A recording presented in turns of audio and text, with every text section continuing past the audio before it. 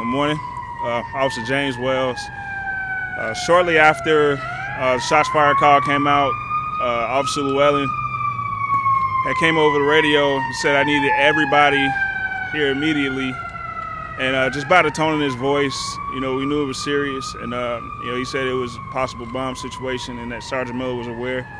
At the time, I was sitting right next to Officer Toppin, so we got over there as quick as we could. Not knowing that the RV was the vehicle in question at the time, we actually pulled right in front of it. This is right across the street. We pulled up, and then when we heard the announcement, Toppin was like, "Is that the vehicle in question?" And Llewellyn said yes. We immediately hopped in our cars and backed out, and then so we started setting up the perimeter to start shutting down Commerce and Broadway to make sure nobody could come in or out. And then Llewellyn called for more people to come help evacuate the building, which I did.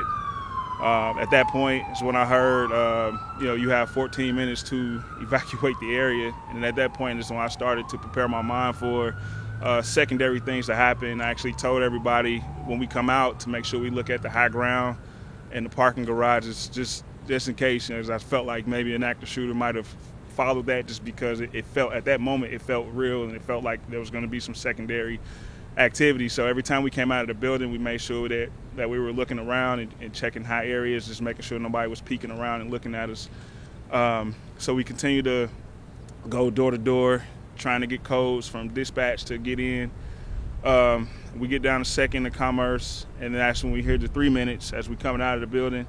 And at that point, I told them I was going to go back to my car and get my heavy plates, just mentally getting prepared for whatever was about to happen. And as I'm putting my heavy plates on, Llewellyn tells me that Sergeant Miller told me to pull my car back because I was actually in the intersection at first.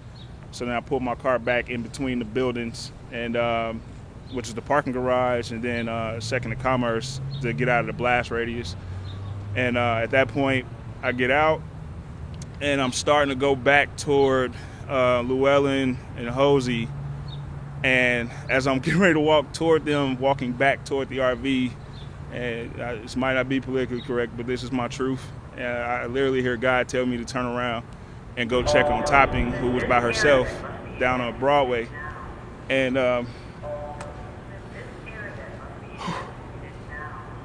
as I turn around, for me, it felt like I only took 3 steps. And then the music stopped, and as I'm walking back toward Topping now, I just see orange, and then I hear a loud boom. And as I'm stumbling, because it rocked me that hard, I started stumbling. I just tell myself to stay on your feet, stay alive. And I just take out in the full-out sprint, and I'm running toward Topping to make sure she's okay. And we kind of meet in the middle, and we just grab each other, check each other, and I'm yelling at her to get her gun out because, like I said, I felt like there was going to be it just had a feeling that, it's just weird. It just felt like something out of a movie. And so we're checking on each other, and she's asking me, she's telling me that they're trying to raise me on the radio.